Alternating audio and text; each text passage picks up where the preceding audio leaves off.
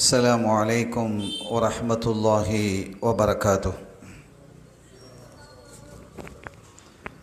حمدا لمن خلق الإنسان وعلمه البيان، والصلاة والسلام على رسول الله وعلى آله حزب الله وأصحابه جند الله، وبعد. وقد قال الله تعالى في القرآن العظيم والفرقان المجيد: أعوذ بالله من الشيطان الرجيم، بسم الله الرحمن الرحيم، إن الدين عند الله الإسلام. وإذا تتلى عليهم آياتنا قال الذين لا يرجون لقاء نأتي بقرآن غير هذا أو بدله. சங்கைக்குரிய அல்லாஹுவின் நல்லடியார்களே, எல்லாம் வல்ல அல்லாஹுவின் பேரருளும் நபிகள் நாயகம் ஸல்லல்லாஹு அலைஹி வஸல்லம் அவர்களது நல்லாசியும் நம் அத்தனை பேர் மீதும் நிலவுமாக. அல்லாஹும் அவனது ரசூலும் எந்தெந்த காரியங்களை எடுத்து நடக்க வேண்டும் என்று நமக்கு கட்டளையிட்டுள்ளார்களோ அவை அனைத்தையும் எடுத்து நடக்கவும், எவைகளை தவிர்ந்து நடக்க வேண்டும் என்று உத்தரவு பிறப்பித்துள்ளார்களோ அவை அனைத்தையும் தவிர்ந்து நடக்கவும் ஆரம்பமாக எனக்கும் உங்களுக்கும் நான் வசியத்தை செய்து கொள்கிறேன். அல்லாஹ் தௌஃபீக் செய்வானாக. ஆமீன். கண்ணியத்திற்குரிய பெருமக்களே, திருப்பூர் மதீனா மஸ்ஜிதும் மிஃப்தாஹுல் ஜன்னா மகளிர் அரபிக் கல்லூரியும் இணைந்து நடத்தும் மீலாது ஷரீஃப் பெருவிழாவில்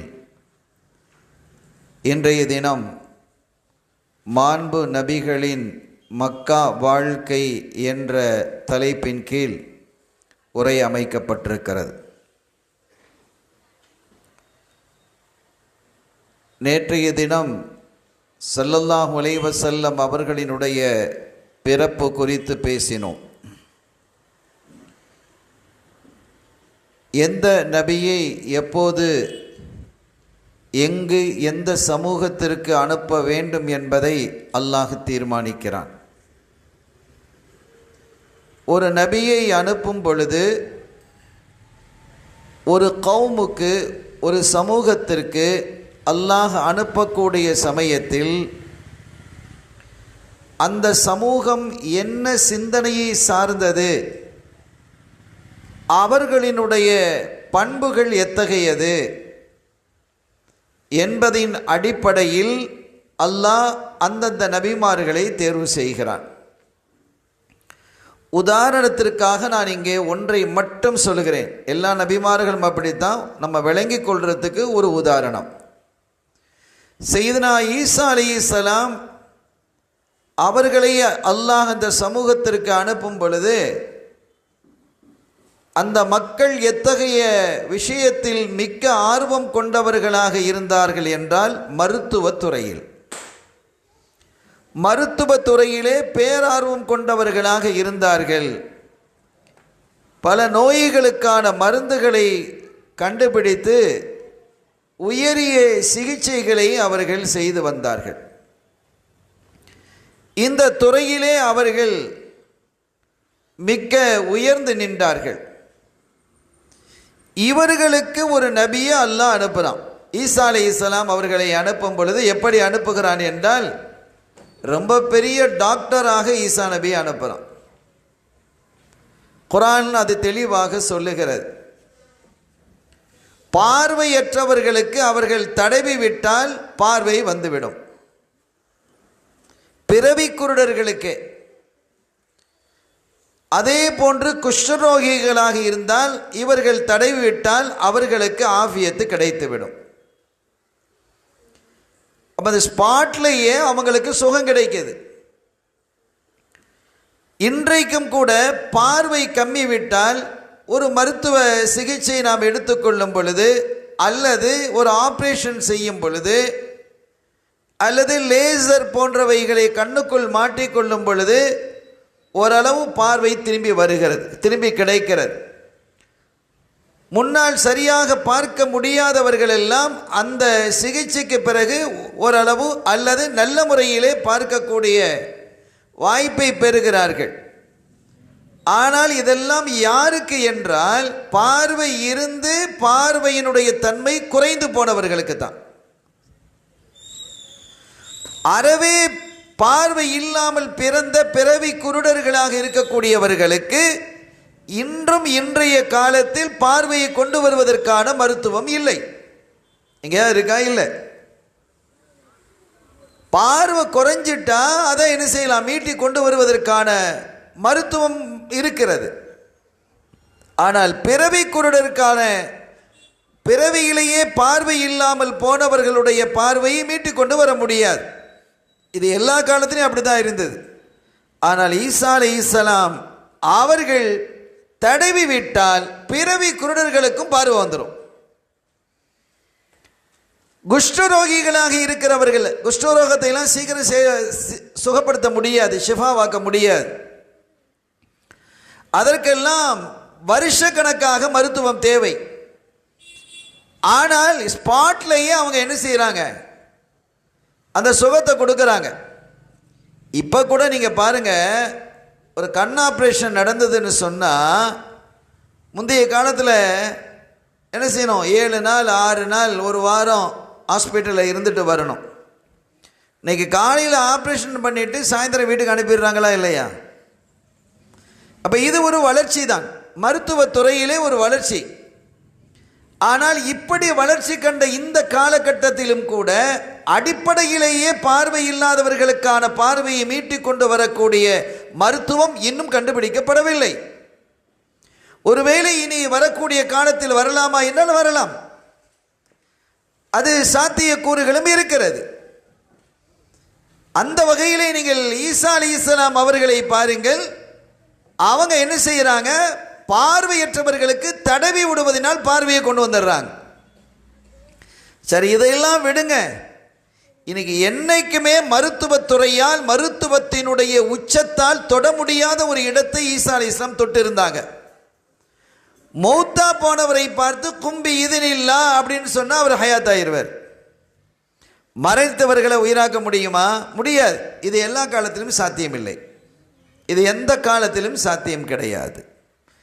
ஆக அந்த காலத்திலே வாழ்ந்தவர்கள் மருத்துவத்துறையிலே ஆர்வமும் ஊக்கமும் கொண்டிருந்ததின் காரணத்தினால் ரப்புல் ஆலமீன் அல்லாஹ் ஜல்ல ஷானஹு வ தஆலா ஈசா அலைஹிஸ்ஸலாம் அவர்களை ஒரு மாபெரும் மருத்துவராக அனுப்பினான். பெரிய டாக்டர் தானே. அப்போ அதை மாதிரி ஒரு டாக்டர் இன்னைக்கு கிடையாது. மௌத்தா போனவரை ஹயாத்தாக்குற டாக்டர் யாராக இருக்காங்களா? இருந்தால் அவங்க வீட்டில் தான் பெரிய கூட்டமாக இருக்கும், அந்த ஹாஸ்பிட்டலில் தான் பெரிய கூட்டமாக இருக்கும் இல்லையா? அருமையான பெருமக்களே, இதே போன்றுதான் ஒவ்வொரு நபியையும் அந்தந்த மக்களினுடைய தன்மைக்கு தகுந்தவாறு அல்லாஹ் அனுப்பினான். ஹைது யஜ்அலு ரிசாலத்தா, அல்லாஹ் ஒரு ரிசாலத்தை, ஒரு நுபுவத்தை, ஒரு ரசூலை, ஒரு நபியை எங்கு அனுப்ப வேண்டும் என்பதை அறிந்தவனாக இருக்கிறான் என்று அல்லாஹ் குர்ஆனில் குறிப்பிடுகிறான். ஆக காலத்திற்கு ஏற்றவாறு நபிமார்களை அல்லாஹ் அனுப்பி வைக்கிறான் அப்படிங்கிறது ஒரு அடிப்படை விஷயம். இப்ப ரசூல் ஸல்லல்லாஹு அலைஹி வஸல்லமுடைய காலம் எப்படி இருந்தது? அங்கே இருக்கக்கூடிய மக்காவாசிகள், மக்காவை சூழ்ந்திருக்கக்கூடிய பகுதியிலே வாழக்கூடியவர்கள் எப்படி இருந்தார்கள் என்பதை பார்ப்பதற்கு முன்பாக ஒரு தகவல். எல்லா நபிமார்களும் ஒரு ஏரியாவுக்கு, ஒரு கவுமுக்கு, ஒரு பகுதிக்கு, ஒரு ஊருக்கு, ஒரு நாட்டுக்கு நபியாக வந்திருக்கிறாங்க. ஸல்லல்லாஹு அலைஹி வஸல்லம் அவர்கள் மட்டும்தான் அகில உலக நபி. உலக மொத்தத்துக்கு அவங்க தான் நபி. அகில உலகத்திற்கும் நபியாக வந்தது ஸல்லல்லாஹு அலைஹி வஸல்லம் மட்டும்தான். அவங்களோட ரிசாலத்து, அந்த நுபுவத்து நிறைவு பெறுகிறது.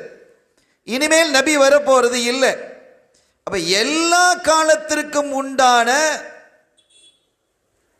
அத்துணை ஞானங்களும் அவர்களுக்கு கொடுக்கப்பட்டு எல்லா காலத்திலே உள்ளவர்களும் பொருந்தி கொள்ளக்கூடிய அளவிற்கு அறிவு ஞானம் அவர்களுக்கு வழங்கப்பட்டு அவர்கள் சிறப்பாக அனுப்பி வைக்கப்படுறாங்க. அவங்க அனுப்பி வைக்கப்படக்கூடிய இடம் எது என்றால் மக்கா. மக்காவை சூழ்ந்த இடத்துல ஏதாவது ஒரு ஊரில் தானே பிறப்பாங்க. ஆனால் அவங்க பிறந்தது ஒரு ஊரிலே என்றாலும் கூட உலக மொத்தத்திற்கும் அவர்கள் நபி என்பதில் கருத்து வேறுபாடு யாருக்கும் இல்லை. யார்கிட்டையும் அந்த கருத்து வேறுபாடு கிடையாது. அருமையான பெருமக்களே, அவர்கள் பிறந்த சூழல் எப்படி இருந்தது என்றால், ஒரு வகையிலே இலக்கிய துறையில் அந்த அரபுகள் நிறைய இலக்கிய படைப்புகளை படைச்சிருந்தாங்க. அவங்க எதுக்கு எடுத்தாலும் கவிதைகளை படிப்பாங்க. கவியாக்கம் அவர்களிடத்தில் நிறைய இருந்தது. அவர்கள் பாடிய கவிகள் இன்றும் இருக்கிறது. நல்ல கவியும் இருக்கிறது, மோசமான கவியும் எனக்கு இருக்கு, எல்லாமே இருக்கு. இது ஒரு நிலை.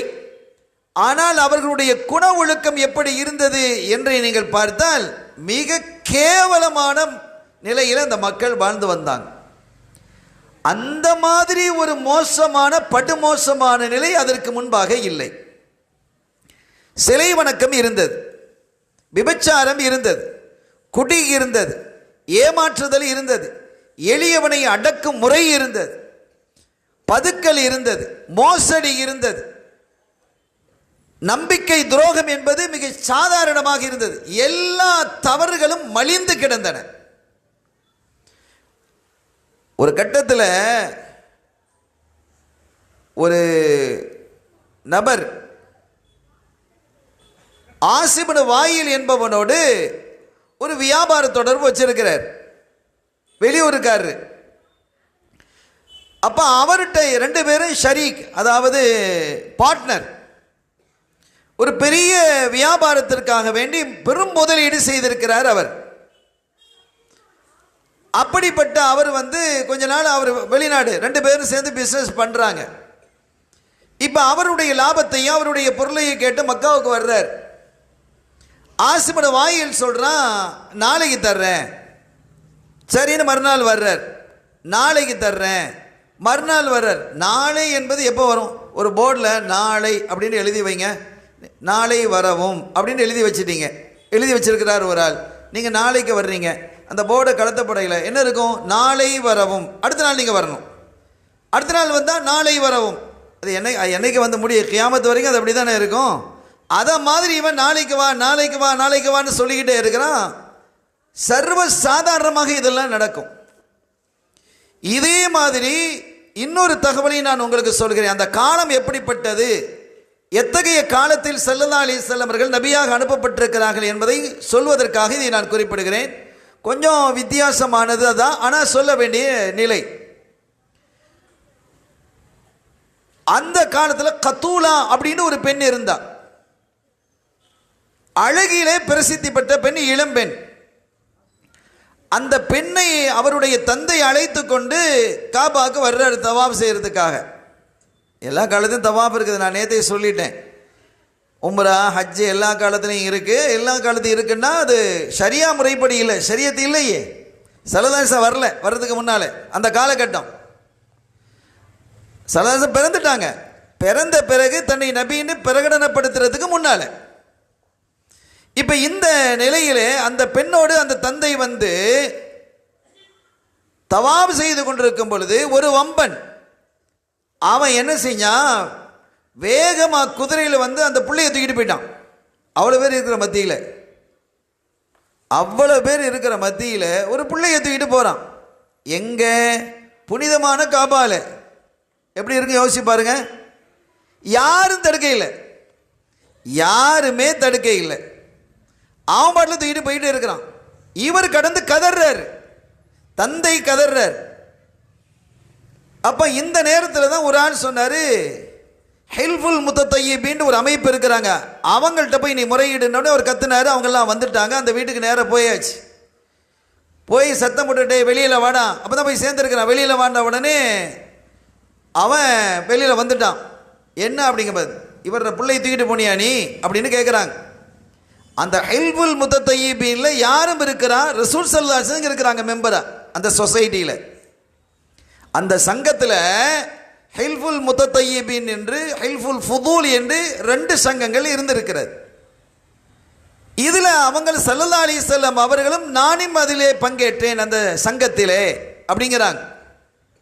அது ஒரு நீண்ட வரலாறு, அது நான் அதற்குள்ளே போய் செல்லலை.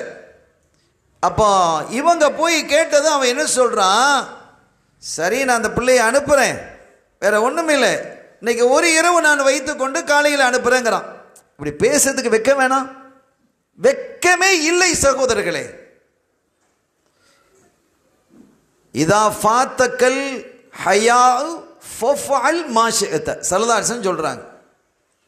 இதா ஃபாத்தக்கல் ஹயா ஃபஃஅல் மா ஷிஅத, உனக்கு ஹயா என்ற வெக்கம் இல்லை என்றால் எதையும் செய்து தொலைப்பாய். நீ வெக்கம் தான் இல்லையே, யாரை பற்றியும் கவலை இல்லை, எதை பற்றியும் கவலை இல்லை.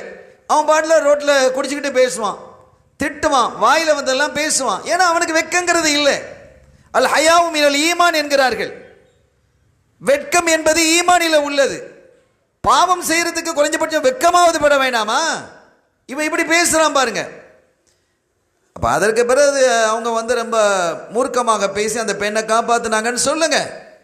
எதற்காக இதை சொல்ல வருகிறேன்னா, இந்த காலம் எப்படி இருந்திருக்கு நீங்க உணர்ந்து கொள்ள. மஸ்ஜிதுக்குள்ளேயே ஒரு பொம்பளை பிள்ளையே தைரியமாக தூக்கிட்டு போகும்போது யாரும் அங்கே என்ன யாருமே இல்லாமல் இருக்கிறாங்க, பெரிய கூட்டம் இருக்கு, ஒருத்தர் கூட கேட்க இல்லை. இப்படிப்பட்ட ஒரு காலகட்டம் எவ்வளவு மோசமா இருந்திருப்பாங்கன்னு பாருங்க. மது அருந்தாதவர்கள் என்றால் அற்பம், சொற்பம். மதுண்டா இந்த ஹம்ரு, இப்போ இங்கே இந்த டாஸ்மார்க்கு அது இதுன்னு வச்சுட்டு தெருவில் வந்து கிடக்கிறாங்க இல்லையா, இவங்கெல்லாம் அந்த அரபு நாட்டு மதுவை குடித்தாங்கன்னு வைங்க, தாங்க முடியாது இவங்கெல்லாம். ஏன்னா அந்த அரபு நாட்டிலே பேரீச்ச மரத்திலிருந்து மதுக்கள் தயாரிக்கப்படும். அந்த மது என்பது இங்கே இருக்கக்கூடிய இந்த பனை மரத்திலிருந்து எடுக்கப்படக்கூடிய இந்த கல்லை விட மிக பவர்ஃபுல்லாக இருக்கும். ஹம்ருன்னு அரபியில் சொல்கிறோம் இல்லை, ஹம்ருன்னா என்ன, மா ஹாமரல் ஆக்கல, புத்தியை மறைக்கக்கூடியது. அழகாக பேர் வச்சிருக்கிறாங்க. அப்போ இந்த மது யார் அருந்த இல்லையோ, யார் சாராயம் குடிக்க இல்லையோ, அவங்கெல்லாம் கேவலமாக பார்க்கப்பட்டாங்க. எப்படி இருக்கும்? சாராயம் குடித்தவர்களுக்கு பெரிய மரியாதை. இன்றைக்கி சில இடங்களில் பெரிய பார்ட்டியில் போனால் ட்ரிங்க்ஸு எல்லாம் ஊற்றுறது, ட்ரிங்க்ஸு குடிக்காதவன் அப்படின்னு பார்த்தா, என்ன ட்ரிங்க்ஸ் குடிக்கிறது இல்லையா அப்படின்னு கேட்குறான். அவனை இகழ்வாக பார்க்கக்கூடிய. ஸல்லல்லாஹு அலைஹி வஸல்லம் கியாமத்தினுடைய அடையாளங்களை பற்றி சொல்லி வரும்போது துஷ்ரபுல் ஹம்ர், மது அருந்தப்படுங்கிறாங்க. மது அருந்தப்படும்னா ஏன் அந்த காலத்தில் மது அருந்தப்பட இல்லையா? எல்லா காலத்துலேயும் தான் மது அருந்தப்படுது. அப்போ ஸல்லல்லாஹு அலைஹி வஸல்லம் என்ன சொல்கிறாங்க, மது அருந்தப்படுவது என்பது ஒரு மாண்பாக கருதப்படும். நீங்கள் யார் ட்ரிங்க்ஸ் பண்ணலையோ அவங்கெல்லாம் கேவலமாக பார்க்கப்படுவாங்க. இன்னைக்கு நம்ம பிள்ளைகள்கிட்ட எல்லாம் இந்த போதைகள் கொஞ்சம் கொஞ்சமாக வந்துக்கிட்டு இருக்கு. இதை நீங்கள் ஆய்வு, ஒவ்வொரு மஹல்லாவில இருக்கக்கூடியவர்கள் மிக கவனத்தில் நீங்கள் எடுத்துக்கொள்ளணும். ஏன்னா இந்த கஞ்சா, மண்ணாங்கட்டி, இந்த மாதிரி விஷயங்கள் எல்லாம் நம்ம பிள்ளைகள்கிட்ட சேர்ந்திருக்கிறது. எவ்வளவு தூரமாக இந்த போதை பொருளை மார்க்கம் கண்டிருக்கிறது.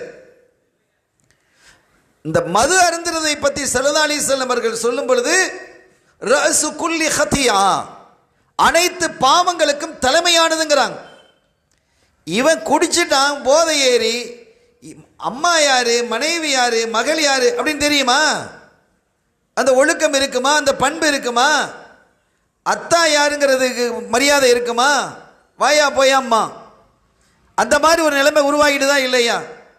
எனவே இந்த மது அருந்துவது என்பது இப்போ இன்னைக்கு ஒரு ஃபேஷனாக மாறி வருது. அந்த கஞ்சா பொட்டலங்கள் நிறைய பள்ளிக்கூடங்களிலே பரிமாறப்படுகிறது என்ற செய்தியெல்லாம் நாம் அறிகிறோம். ரொம்ப வேதனையாக இருக்கிறது. அப்போ இது யார் கவனத்தில் இருக்குன்னா, அந்தந்த ஜமாத்தில் இருக்கக்கூடியவர்கள், அந்த ஜமாத்தில் இருக்கக்கூடிய பொறுப்பாளர்கள், அந்த ஜமாத்தில் இருக்கக்கூடிய உலமாக்கள், அந்த ஜமாத்தில் இருக்கக்கூடிய வசதி மிக்கவர்கள் கவனத்தில் கொள்ளணும். குல்லுக்கும் ராயின் வ குல்லுக்கும் மஸ்ஊலுன் அன் ரஅய்யதி, நீங்கள் ஒவ்வொரு பொறுப்பாளர்கள் உங்களுடைய பொறுப்பை பற்றி நீங்கள் விசாரிக்கப்படுவீர்கள் என்று வல்லலம் கண்மணி ஸல்லல்லாஹு அலைஹி வஸல்லம் அவர்கள் குறிப்பிடுகிறார்கள். சரி, நான் செய்திக்கு வருகிறேன். நான் செய்தியின் வழியே இடையிடையாக நான் நசியத்தையும் செய்கிறேன். அந்த நசியத்தினுடைய வழியில் நானும் நீங்களும் நம்முடைய சமுதாயம் நடப்பதற்கு அல்லாஹ் தௌஃபீக் செய்வானாக. நாமும் முழுமையான முயற்சியை செய்ய வேண்டும் என்று கேட்டுக்கொள்கிறேன். அப்போ இப்படிப்பட்ட ஒரு காலம், அந்த காலத்தை பற்றி நீங்கள் கொஞ்சம் கற்பனை பண்ணி பாருங்க, எவ்வளவு அசிங்கமானது. இப்போ இந்த இடத்துல வந்து ஒரு பொம்பளை பிள்ளையை தூக்கிட்டு போக முடியுமா? யாராவது தூக்கிட்டு போனால் நம்ம சும்மா விட்டுருவோம்? நாம இல்லை, யாராவது விடுவாங்களா? பிற மத சகோதரர்கள் விடுவாங்களா? அப்போ அப்படிப்பட்ட ஒரு நிலை, பட்டு மோசமான நிலை அரபகத்திலே இருந்தது. இந்த காலகட்டத்திலே தான் யார் வந்தா? ஸல்லல்லாஹு அலைஹி வஸல்லம் அவர்களை அனுப்பி வைக்கிறான் அல்லாஹ். எப்படிப்பட்ட காலகட்டம் நீங்க பாருங்க. ஸல்லல்லாஹு அலைஹி வஸல்லம் அவர்களால் மட்டுமே இவர்களை மாற்றி எடுக்க முடியும் என்பது அல்லாஹ்வினுடைய ஞானம். எல்லாருக்கும் தெரியும். உயிரோடு பிறந்த பெண் குழந்தைகளை உயிரோடு பிறந்த குழந்தைகளை உயிரோடு புதைத்த விஷயம் நமக்கு தெரியும் இல்லையா? நான் அது சம்பந்தமாக இறுதியிலே நான் பேசுவேன் இன்ஷா அல்லாஹ். அது எவ்வளவு பாரதூரமான காலம் என்பதை நான் உங்களுக்கு எடுத்துச் சொல்வதற்காக. கண்ணியத்திற்குரிய பெருமக்களே, அப்படிப்பட்ட காலகட்டத்திலே ஸல்லல்லாஹு அலைஹி வஸல்லம் அவர்கள் என்ன செய்கிறாங்க? நபியாக அனுப்பப்படுறாங்க. இந்த நபியாக அனுப்பப்பட்டு வசனங்களை ஓதி காட்டுறாங்க. அப்போ ஒய்தா துத்லா அலைஹிம் ஆயாத்துனா காலல்லதீன லா யர்ஜூன லிகாஅனா, அல்லாஹ் சொல்றான், நம்முடைய வசனங்கள் அவர்களிடத்திலே ஓதி காட்டப்பட்ட பொழுது அவங்க சொல்றாங்க, எவங்க?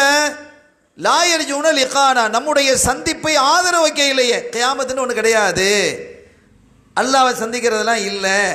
அல்லாங்கிற நம்பிக்கை இருந்தது குறைஷிகள்கிட்ட, அந்த முஷ்ரிக்கர்கள்ட்ட. அல்லான்னு இருக்கிறான், அல்லாஹ் இருக்கிறானா? இருக்கிறான், அதில் மாற்று கருத்து கிடையாது. ஆனால் அல்லாஹ்வோடு சேர்த்து 365 கடவுள்களை இணைச்சு வச்சிருந்தாங்க. அதான் ஷிர்க், இணை வைத்தல். ஒவ்வொரு குடும்பத்திற்கும் ஒரு குல தெய்வம் இருக்கும். அப்ப அல்லாஹ்ங்கிறது ஒண்ணுதான், குல் ஹுவல்லாஹு அஹத், அவ்வளவுதான், அதுக்கு மேல கிடையாது. ரெண்டு அல்லாஹ் இந்த அல்லாஹ் சொல்றேன், ரெண்டு அல்லாஹ் இந்த என்ன ஃபசாதாத், இந்த பூமியும் வானம் எல்லாம் நான் ஃபசாதா போயிடும். ஒரு அல்லாஹ் என்ன செய்வான்? வானத்தை கீழே இறக்குங்கிறான்னு வைங்க. இல்லை இல்லை, வானத்தை மேலே தான் வைப்பேன்னு இன்னொரு அல்லாஹ் சொன்னால் என்ன ஆகும்? சண்டை வந்துடுமா இல்லையா? சாதாரணமாக நம்ம பார்க்குறோமா இல்லையா? தலைவருக்கும் துணைத் தலைவருக்கும் சண்டை வந்துடுது, தலைவருக்கும் செக்ரட்டரிக்கும் சண்டை வந்துடுது. அப்போ இரண்டு இறைவன் இருந்தால் என்ன ஆகும்னு அல்லாஹ் கேட்குறான்.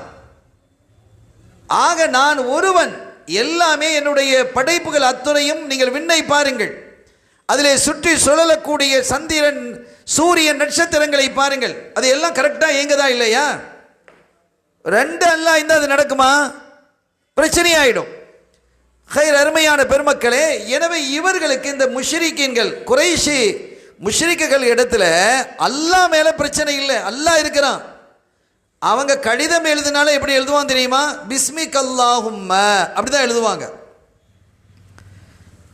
இஸ்லாம் அறிமுகப்படுத்தப்படுவதற்கு முன்பாகவே கடிதம் எழுதுவதாக இருந்தாலே கூட பிஸ்மிக் அல்லாஹும்ம அப்படின்னு தான் கடிதம் எழுதுவாங்க, அப்படி ஆரம்பிப்பாங்க.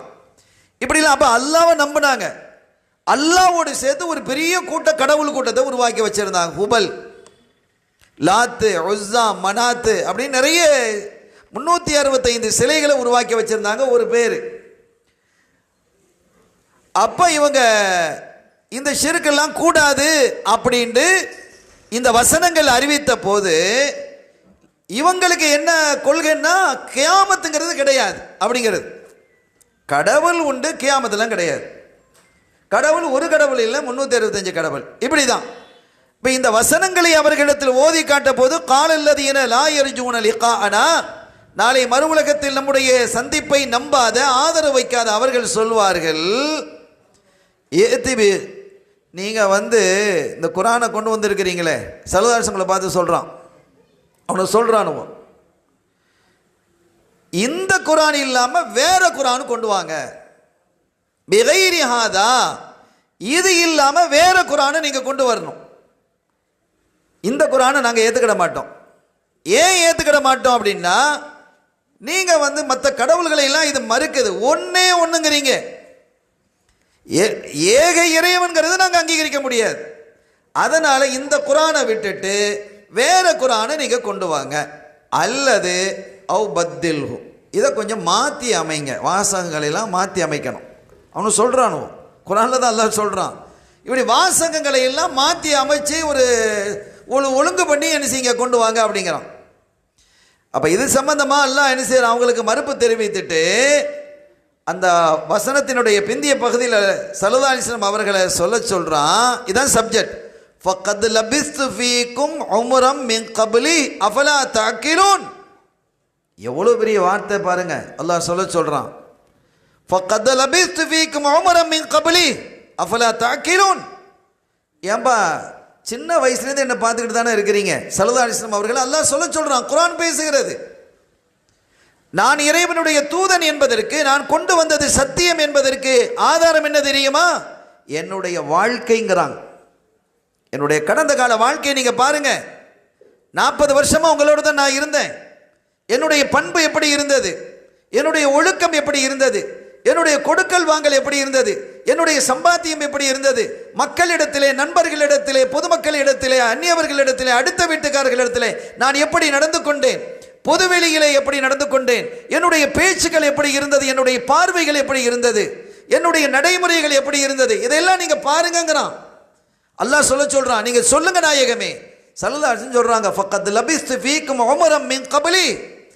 அட இதுக்கு முன்னால நான் உங்களுக்கு முன்னால தானப்பா வாழ்ந்திருக்கிறேன். என்னை பத்தி நீங்க என்னெல்லாம் சொன்னீங்க? முதலாவது இதுக்கு முன்னால ஒரு வசனத்தை அல்லாஹ் அறிவித்தான். வாந்திர் அஷீரத்தக்கல்ல அக்ரபீன்.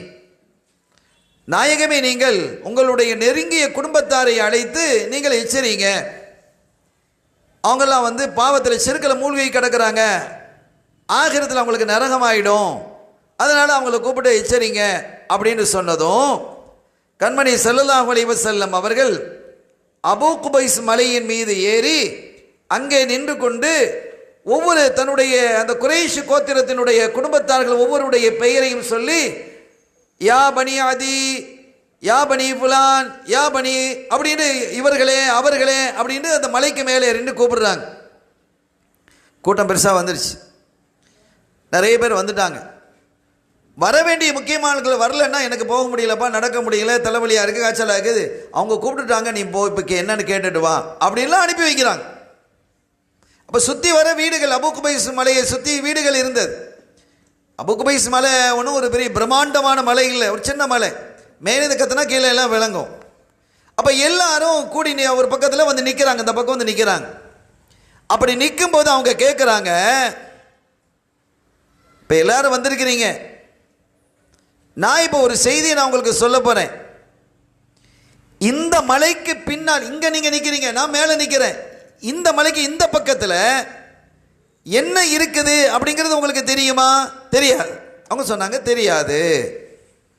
சரி, இப்போ ஒரு குதிரை படை உங்களை தாக்குவதற்கு தயாராக இங்கே நிற்கிறது என்று சொன்னால் நீங்கள் நம்புவீர்களா, நம்ப மாட்டீர்களா அப்படின்னு சொன்னதும் அவங்க சொன்னாங்க, நிச்சயமாக நம்புவோம்.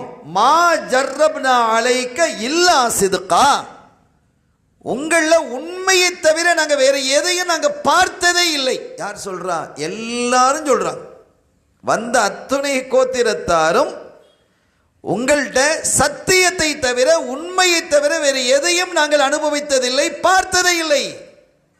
நீங்க அல் அமீன், நம்பிக்கையாளர், நாணயமானவர், தூயவர், மேன்மையானவர், மாண்பாளர், ஒழுக்கமானவர், சீலர் என்றெல்லாம் அவங்க என்ன செய்யறாங்க, எல்லாரும் ஒருத்தர் கூட மறுப்பு இல்லாம சொல்லி முடித்ததும் இப்ப ஸல்லல்லாஹு சொல்றாங்க, ஃபஇன்னி நதீருல்லக்கும் பைன யதை அதாபின் ஷதீத். நான் அல்லாஹ்வின் தூதராக வந்திருக்கிறேன், நீங்க என்ன ஏத்துக்கிடணும், அல்லாஹ் ஒருவன் என்பதை நீங்கள் நம்பணும், இந்த சிலை வணக்கத்தெல்லாம் விடணும். இப்படி இல்லைன்னா உங்களுக்கு முன்னால பெரிய வேதனை உங்களுக்கு காத்து கொண்டிருக்கிறது என்று சொன்னாங்க ஸல்லல்லாஹு அலைஹி வஸல்லம். அப்படியே பல்டி அடிச்சிட்டாங்க நிறைய மக்கள். அவங்களுடைய சாச்சா என்ன செஞ்சாங்க, மண்ணள்ளி போட்டு தப்பல்ல காலிஹாதா ஜமாஅத்தனா, மண்ணை 2 கையால மண்ணள்ளி வீசுறாங்க. அங்க போகாதனாலும் அள்ளி வீசுறாங்க. மரியாதை குறைவாக நடந்து கொண்டார். இதற்காக தான் எங்களை அழைத்தீர்களா, உங்களுக்கு கேடு உண்டாகட்டும் என்று அபூ லஹப் சொல்றார். இதெல்லாம் ஹதீதுகள்ல தெளிவாக இருக்கிறது. அல்லாஹ் என்ன சபித்தான், தப்பத் யதா அபீ லஹபின் வ தப், அபூ லஹபினுடைய 2 கைகளும் நாசமாகட்டும், நாசமாகி விட்டது என்று அல்லாஹ் என்ன செஞ்சான், ஏன் ஹபீபை நோக்கி நீ மண்ணை வீசுறியா நீ அப்படின்னு அல்லாஹ் எச்சரித்தான். இதெல்லாம் நமக்கு தெரியும். இதில் நீங்கள் என்ன உணர்றீங்க அப்படின்னா, இந்த மலையின் மீது நின்று அவர்கள் கூப்பிட்ட போது ஸல்லல்லாஹு அலைஹி வஸல்லம் அவர்கள் எப்படி இருந்திருக்கிறாங்க, எப்படி பேசுனாங்க இவங்கெல்லாம். மா ஜர்ரப்னா அலைக இல்லா சித்கா, சத்தியத்தை தவிர உண்மையை தவிர உங்கள் இடத்துல பார்க்கவே இல்லை, நீங்கள் என்ன சொன்னாலும் நம்புவோம் அப்படின்னாங்களா இல்லையா? அப்போ அது வரைக்கும் ரசூலுல்லாஹ்வினுடைய இந்த வாழ்க்கை எப்படிப்பட்ட தூய வாழ்க்கைங்கிறத நீங்கள் புரிஞ்சுக்கிடும். கண்மணி நாயகத்தினுடைய வாழ்க்கை அப்படி அப்பழுக்கற்ற வாழ்க்கை. என்னை போல நீங்க வாழுங்கிறாங்க. யாராவது சொல்ல முடியுமா? என்னுடைய மனைவிமார்களுக்கு நான் அற்புதமானவனாக இருக்கிறேன், நான் மிகச் சிறந்தவனாக இருக்கிறேன். ஹைருக்கும் லியாஹ்லி வான ஹைருக்கும் லியாஹ்லி. உங்களில் சிறந்தவர் யார் தெரியுமா? உங்களுடைய குடும்பத்துக்கு சிறந்தவராக இருக்கணும். உங்கள் குடும்பத்தில் உங்கள் பொஞ்சாதி உங்கள் மனைவி மக்கள் குடும்பத்தில் உள்ளவங்களாம் நல்லவன் சொல்லணும். அப்படி யாராவது நல்ல எத்தனை பேர் இருப்பீங்க, ஆனால் அதையெல்லாம் விட என் குடும்பத்திற்கு நான் மிக நல்லவனாக இருக்கிறேன் என்று சொன்ன ஒரே தலைவர் கண்மணி நாயகம் முஹம்மது ரசூலுல்லாஹி ஸல்லல்லாஹு அலைஹி வஸல்லம் அவங்க மட்டும்தான். இப்போ எவ்வளோ பெரிய விஷயம் நீங்கள் யோசிச்சு பாருங்க. அப்போ அவர்களுடைய அந்த மக்கா வாழ்க்கை நுபுவத்தை பிரகடனப்படுத்துவதற்கு முன்பாகவும் எவ்வளவு பெரிய சிறப்பான ஒரு வாழ்க்கையை அவங்க வாழ்ந்திருக்கிறாங்க என்பதை நாம் அறிய முடிகிறது. ஒரு கட்டத்தில் அல்லாஹ் எப்படிலாம் பாதுகாத்து வச்சிருக்கிறாங்கிறத நீங்க பாருங்க. ஒரு சமயத்தில் ஸல்லல்லாஹு அலைஹி வஸல்லம் அவர்கள் சின்ன வயசு ஆடு மேய்ச்சிக்கிட்டு இருக்கிறாங்க. எதற்காக ஆடு மேய்த்தார்கள்? வீட்டில் பெரிய வசதி வாய்ப்புகள் இல்லை. ஆடு மேய்த்தால் அதில் கிடைக்கக்கூடிய கூலியை கொண்டு வந்து வீட்டில் கொடுப்பாங்க. சையதுனா அலி ரலியல்லாஹு தஆலா அன்ஹு அவர்களுடைய தந்தை அபூ தாலிப், அவர்களுடைய தாயார் ஃபாத்திமா பின்த் அசத், இந்த இவங்கிட்ட தான் ஸல்லல்லாஹு அலைஹி வஸல்லம் வளர்ந்து வர்றாங்க. ஏன்னா அவங்களுடைய பாட்டனார் அப்துல் முத்தலிப் வஃபாத் ஆயிட்டாங்க. அதற்கு பிறகு அவங்களுடைய சாச்சா அபூ தாலிப் தான் வளர்த்து வர்றாங்க. அலிநாயகத்தினுடைய தந்தையும் தாயும் அவங்க வளர்த்து வர்றாங்க. எனவே இவங்க வீட்டில் நம்ம ஒரு பாரமாக இருக்கக்கூடாது. இப்போ ஸல்லல்லாஹு அலைஹி வஸல்லம் அவர்களுக்கு தந்தையும் இல்லை தாயும் இல்லை, தாயும் வஃபாத் ஆயிட்டாங்க. எனவே நாம் யாருக்கும் பாரமாக இருக்கக்கூடாதுன்னு சின்ன வயசிலேயே நினைத்து அவங்க என்ன செஞ்சாங்கன்னா, ஆடு மேய்த்து அதிலிருந்து வரக்கூடிய பணத்தை கொண்டு தன்னுடைய தாய் இடத்துல, வளர்ப்பு தாய் இடத்துல ஃபாத்திமா பின்த் அஸத் ரலியல்லாஹு தஆலா இடத்துல கொடுப்பாங்க. அப்போ ஹலாலை அங்கே என்ன செஞ்சிருக்கிறாங்க, ரொம்ப பேணுதலாக ஹலால் ஹராமை பேணணுங்கிறது அந்த காலகட்டத்திலேயே சின்ன வயசுலேயே இந்த சமூகத்தில் அப்படி வாழ்ந்து காட்டியவர்கள்.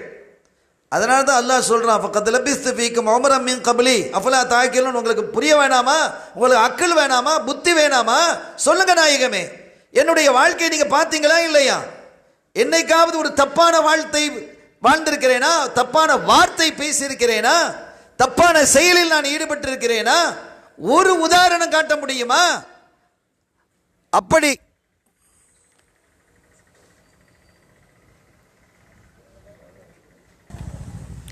அப்படியே அப்பழுக்கற்ற வாழ்க்கையை வாழ்ந்தவர்கள் ஸல்லல்லாஹு அலைஹி வஸல்லம். நீங்க என்னை ஏற்றுக்கொள்வதற்கு, இறைவனுடைய தூதராக ஏற்றுக்கொள்வதற்கு, நான் கொண்டு வந்த வேதம் உண்மை என்பதற்கு சாட்சி என்ன தெரியுமா? நான் வாழ்ந்த வாழ்க்கைங்கிறாங்க. சொல்ல முடியுமா யாராவது? என்னுடைய வாழ்க்கை உங்களுக்கு சாட்சியாக அமைகிறது, அதுவே தலீலாக ஆதாரமாக அமைகிறது. நாயகமே நீங்க சொல்லுங்கன்னு அல்லாஹ் சொல்றான், ஸல்லல்லாஹு அலைஹி வஸல்லம் சொல்றாங்க. அது குர்ஆன் பேசுகிறது. எப்படிப்பட்ட ஒரு அற்புதம் என்பதை எண்ணி பாருங்கள். அவ்வளவு தூய வாழ்க்கை வாழ்ந்தவர்கள். இப்போ இவங்க அந்த ஆடு மேய்த்து கொண்டிருக்கக்கூடிய காலகட்டத்தில் மக்கால ஒரு கொண்டாட்டம் ஒன்று நடக்குது ஒரு வீட்டில். அப்போ அதில் என்ன நடக்குது அப்படின்னு பார்க்கலாம் அப்படின்னு நினைக்கிறாங்க. ஸல்லல்லாஹு அலைஹி வஸல்லம் சின்ன வயசு. இப்போ என்ன நடக்குது அப்படிங்கிற ஒரு பார்ப்பதற்கு ஒரு ஆர்வம் எனக்கு ஏற்பட்டது. அவங்க சொல்கிறாங்க, பிந்திய காலத்தில் சொல்கிறாங்க. அந்த ஆர்வம் ஏற்பட்ட பொழுது அப்போ என்னுடைய நண்பர் ஒருத்தர் என்னோட சேர்ந்து, என்னுடைய வயசில் சில பேர் ஆடு மேய்ச்சி சேர்ந்து ஆடு மேய்ப்பாங்க. அப்போ நண்பர்கிட்ட சொன்னேன், இந்தப்பா என் ஆட்டையும் நீ கொஞ்சம் பார்த்துக்கோ. அங்கே என்னமோ இருக்கு, ஆடு மேய்க்க போனால் போயிட்டு சாயந்தரம் வர்றதெல்லாம் இல்லை. அது இங்கே ஒரு டெண்டை போட்டு உட்காந்து 6 நாள் 7 நாள் ஆடை மேய்ச்சிட்டு அதுக்கப்புறம் என்ன செய்யறது, ஊருக்கு வர்றது, அதுக்கப்புறம் திருப்பி போகிறது. ஒரு வாரத்துக்கு அந்த மாதிரி கணக்கு எடுத்துக்கிடுவாங்க. ஒரு வாரம் மேய்த்தால் இவ்வளோ கூலி அப்படின்ட்டு இப்படிலாம் இருக்கும். அது ஒரு தனி ஒரு துறைன்னு வைங்க. எல்லா நபிமார்களும் ஆடு மேய்ச்சிருக்கிறாங்க. ஆடு மேய்க்காத நபிமார்களே இல்லை என்கிறார்கள் ஸல்லல்லாஹு அலைஹி வஸல்லம் அவர்கள். நீங்களுமா அப்படின்னு சாபிகள் கேட்குறாங்க. ஆமாண்டாங்க. அப்போ அவங்க ஆடு மேய்ச்சாங்க. ஆடு மேய்த்துட்டு ஒரு நாள் அந்த ஆட்டை தன்னுடைய ஆடுகளை, தான் மேய்க்க வேண்டிய ஆடுகளை, அவங்களுடைய ஆடு இல்லை, யார்கிட்டையோ என்ன செய்கிறாங்க, கூலிக்கு எடுத்துருக்கிறாங்க. அப்போ அந்த ஆடுகளை எல்லாம் தன்னுடைய நண்பர்கிட்ட கொடுத்துட்டு, நீங்கள் பார்த்துக்கிறியா, இன்னைக்கு இரவு அங்கே என்னமோ நடக்குது, அது என்னங்கிறத நான் போய் பார்த்துட்டு வாரேன் அப்படின்ட்டு போனால் அது ஒரு கல்யாண வீடு. அங்கே என்ன நடக்குது அப்படின்னா கூத்து, கும்மாளம், வேடிக்கை, எல்லாமே குழப்பமான விஷயங்கள் தான். அசிங்கமான கச்சேரி, பாடல்கள், கேவலமான பாடல்கள் பாடுறது, ஆட்டம் பாட்டம், கூத்து, கும்மாளம், இதுக்கு தான் அங்கே நடக்கும். இப்போ ஸல்லல்லாஹு அலைஹி வஸல்லம் அந்த இடத்த போய் பார்க்கறதுக்கு போயிட்டாங்க. அவங்க சொல்கிறாங்க, நான் போனேன் ஆனால் எதையும் பார்க்கல, தூங்கிட்டேங்கிறாங்க. அல்லாஹ் என்னை தூங்க வச்சுட்டான். எப்போ நான் எழும்பினேன் அப்படின்னு சொல்லும்போது அவங்களே சொல்லி காட்டுறாங்க, நான் எழுந்திருக்கவில்லை, சூரியனுடைய ஒளிப்பட்டே தவிர நான் எழுந்திருக்கவில்லை. சூரியன் ஒளிப்பட்டு தான் அவங்க எழும்புறாங்க. அதுக்குள்ளே எல்லா கட்சியும் முடிஞ்சு போச்சு. அப்போ நான் கேட்டேன், என்ன நடந்ததுன்னு அவங்க கேட்டேன். அப்போ தான் அவங்க சொல்கிறாங்க, இப்படி நடந்தது. ஓஹோ, இப்படி நடந்ததோ அப்படின்ட்டு. இன்னொரு முறையும் நான் அப்படி வந்தேன், அதை பார்ப்பது என்னதான் நடக்குதுன்னு பார்க்கலாம் அப்படின்ட்டு போனேன். அப்போதும் ரப்புல் ஆலமீன் அல்லாஹ் என்னை என்ன செய்ய வைத்தான், தூங்கி விட்டான். ஃபமா ஐகலனி இல்லா மஸ்ஸு ஷம்ஸ், சூரியனுடைய தொடுதல், சூரியனுடைய அந்த சூடு தான் என்னை எழுப்பி விட்டது அப்படிங்கிறாங்க. அப்போ பகல் காலங்களெல்லாம் ஸல்லல்லாஹு அலைஹி வஸல்லம் தூங்குற பழக்கம் உடையவர்கள் அல்ல. அன்று தன்னுடைய ஹபீபை பாதுகாப்பதற்காக இந்த மாதிரி விஷயங்களிலும் கூட யாரோ செய்கிறாங்க, என்ன நடக்குதுன்னு பார்க்க போறதையும் கூட அல்லாஹ் விரும்ப இல்லை. எவ்வளோ பரிசுத்தம்! மக்காவில் வாழ்ந்த அந்த வாழ்க்கை இருக்கிறதே, அந்த இளம் வாழ்க்கை, அந்த இளைய ஒரு 60 வயசு ஆயிடுச்சு, 50 வயசு ஆச்சு, பள்ளிவாசலில் தொழுகிறாரு, கொள்கிறாரு, ஒழுக்கமாக இருக்கிறாரு, இது பெரிய மேட்ரா? அது 18 வயசில், 20 வயசில், 25 வயசில் ஒழுக்கமாக இருக்கிறான் அப்படிங்கிறது மேட்ரா இல்லையா? எத்தனை இளைஞர்களை நம்ம பார்க்குறோம், ஞாயிற்றுக்கிழமைன்னு சொன்னால் நைட்டில் வீட்டுக்கே வர்றதில்லை. எங்கே போகிறான் பிள்ளைகள், நம்முடைய பிள்ளைகள், நம்முடைய வாலிப சமுதாயம் எதை நோக்கி சென்று கொண்டு இருக்கிறது? நாம் எல்லாம் பொறுப்பாளர்கள் இல்லையா? எவ்வளோ ஆபத்தான கட்டத்தை நோக்கி நாம் நகர்ந்து கொண்டு இருக்கிறோம், நம்முடைய சமுதாயம் நகர்ந்து கொண்டு இருக்கிறது. ஆக அவங்க சம்பாதிக்கிறாங்க, அந்த சம்பாதித்ததனுடைய எப்படி சம்பாதிக்கிறாங்க, எப்படி செலவழிக்கிறாங்க? ஒரு ஹதீஸ் வருது, நாளை மறு உலகத்தில் நீ 1 ரூபாயா இருக்கட்டும், எப்படி சம்பாதித்தாய், அதை எப்படி செலவழித்தாய் என்று பதில் சொல்லாமல் ஒரு ஸ்டெப் எடுத்து வைக்க முடியாது என்கிறார்கள் ஸல்லல்லாஹு அலைஹி வஸல்லம். இப்போ அதெல்லாம் நம்ம கண்ணில் இனி எப்போ வரப்போகக்கூடியது, நம்ம கண்ணில் பார்க்க இல்லைங்கிறதுனால நமக்கு பெரிய ஒரு அச்சமாக அது தெரியல. ஆனால் அது அச்சத்திற்குரியது, ஆபத்தானது, அதை விட பெரிய ஆபத்து இல்லை. எனவே அந்த நாளில் யாரும் யாருக்கும் உதவ முடியாத நாள் அது. எனவே இந்த வயசு இருக்கிறது, இந்த இளம் வயசு, 5 வளையாதது 50 வளையாது. அப்போ 5 அந்த சின்ன வயசுலேயே வளைச்சிடணும், பக்குவப்படுத்திடணும் அப்படிங்கிறது தான் இந்த தமிழ் மொழி நமக்கு சொல்லி காட்டுகிறது. கண்ணியத்திற்குரிய பெருமக்களே, நான் ஒரு தகவலை படித்தேன், இஸ்லாமிய இலக்கிய நூல் அது. அதில் ஒரு பகுதியில் இளைஞர்கள் நின்று கொண்டு இருக்கிறாங்க. இளைஞர்கள் நின்று கொண்டு இருக்கும் பொழுது அந்த பகுதியின் வழியாக ஒரு வயது முதிர்ந்த பெரியவர் ஒரு குச்சியை ஊண்டிக்கிட்டு கூணு விழுந்துட்டார். வயசாயிடுச்சு, அப்படி கூணு விழுந்து அப்படி குனிஞ்சுக்கிட்டு குச்சியை ஊண்டி ஊண்டி அப்படியே போய்கிட்டே இருக்கிறார். இந்த பசங்க எல்லாம் தறிகட்ட பசங்க, இவனும் என்ன செய்ய, அந்த கிண்டல் பெருசு, பெரியவரே அப்படின்னு கூட கூப்பிட மாட்டானோ, என்ன பெருசு அப்படின்னு கூப்பிட்றான். இல்லை பெருசு, எதை தொலைத்து விட்டீர், தேடிக்கொண்டு போறீரே, அவனுக்கு கிண்டல் பாருங்க. அவர் கூணு விழுந்து இப்படி போறாரு. ஒமன்னு அம்மிருஹு நுனக்கிசுஹு ஃபில் ஹல்க் என்கிறான் அல்லாஹ். யாருக்கு வயதை அதிகமாக கொடுத்தேமோ, வயது முதிர்ந்து விட்டால் அவர்களை நாம் கூண் விழச் செய்து விடுவோம் என்று அல்லாஹ் குர்ஆன்ல சொல்றான். அப்போ அவர் கூணு விழுந்து குனிஞ்சு போய் இப்படி போய்கிட்டு இருக்கிறவரை பார்த்து, என்ன பெருசு, எதை தொலைத்து விட்டீர், தேடிக்கொண்டு செல்கிறீர் அப்படின்னு அவனுக்கு அந்த பசங்க கிண்டல் நக்கல் பண்ணியிருக்கிறான். இவர் இந்த பெருசு ரொம்ப விவரமான பெருசு. ஆமாம் தம்பி, தொலைஞ்சிடுச்சு, தேடிட்டு தான் போகிறேன். அதை தான் கேட்குறேன், எதை தேடிட்டு போகிறீங்க? என்னுடைய இளமையை நான் தொலைத்து விட்டேன், தேடிக்கொண்டு செல்கிறேன் என்றார். நெத்தி அடியில் அருமையான இளைஞர்களே, நீங்கள் சரியாக இருந்தால் நீங்கள் இருக்கக்கூடிய பகுதி சரியாக இருக்கும். நீங்கள் ஒழுக்கமாக பண்பாக இருந்தால் நீங்கள் இருக்கக்கூடிய பகுதி ஒழுக்கமாக பண்பாக இருக்கும். கனிவோடும் ஒழுக்கத்தோடும் பண்போடும் நீங்கள் நடந்து கொள்ள வேண்டும். பெரியவர்களுக்கான மரியாதையோடு நீங்கள் நடந்து கொள்ள வேண்டும். அப்படி நடந்து கொள்ளும் பொழுது நீங்கள் எந்த பகுதியை சார்ந்தவர்களாக இருக்கிறீர்களோ அந்த பகுதி மறுமலர்ச்சி கண்ட பகுதியாக திகழும். ஸல்லல்லாஹு அலைஹி வஸல்லம் அவர்களுடைய இளமை பகுதியை நீங்க பாருங்க. உலகத்தில் யாரும் அப்படி ஒரு இவ்வளவு பெரிய பரிசுத்தத்தோடு வாழ்ந்திருக்க முடியாது. அவ்வளவு தூய்மையான வாழ்க்கையை வாழ்ந்தவர்கள். கண்மணி ஸல்லல்லாஹு அலைஹி வஸல்லம் அவர்களினுடைய அவங்க ஆரம்ப காலத்தில் பிஸ்னஸ் வேற பண்ணாங்க. கதீஜா நாயனுடைய பொருளை வைத்து ஷாமில் போய் பிஸ்னஸ் பண்ணாங்க. அப்படி போயிருக்கும் பொழுது அங்கே ஒரு பார்ட்னர் அவங்களுக்கு கிடைச்சாங்க. ஸல்லல்லாஹு அலைஹி வஸல்லம் அவங்களுக்கு அஸ்ஸாயிப் இப்னு அபி சாயிப் என்று அவங்களுடைய பெயர். என்ன சொல்கிறேன், இதெல்லாம் நுபுவத்து பிரகடனத்துக்கு முன்னாலே ஸல்லல்லாஹு அலைஹி வஸல்லம் தன்னுடைய 40வது வயதில் தான் தன்னை நபிங்கிறது சொல்கிறாங்க. அதுக்கு முன்னாலேயே நபி தான், பிறக்கிறதுக்கு முன்னாலே நபி, ஆலமுல் அர்வாஹ்லேயே நபி. ஆனால் நபிங்கிறத மக்கள் மத்தியிலே சொல்கிறதுக்கு முன்னால் அவங்க எப்படி வாழ்ந்தார்கள் என்பதை தான் இப்போ நம்ம சொல்ல வர்றோம். மக்காவிலே அவர்களுடைய வாழ்க்கை எப்படி இருந்தது. அப்போ சாயிப் இப்னு அபி சாயிப் என்று சொல்லக்கூடிய அந்த ஒரு நபரோடு இவங்க என்ன செஞ்சிருந்தாங்க, தோழமை வைத்திருந்தார்கள். எப்படின்னா அந்த சாயிப் இப்னு அபி சாயிப் எப்படின்னா அவர் அந்த காலத்திலேயே ஹலால் ஹராம பேணக்கூடியவராக இருந்தார். அப்போ அவங்க நண்பர்கள் எப்படி இருக்கணும்? இளைஞர்களே, நல்ல நண்பர்களாக இருக்கணும்.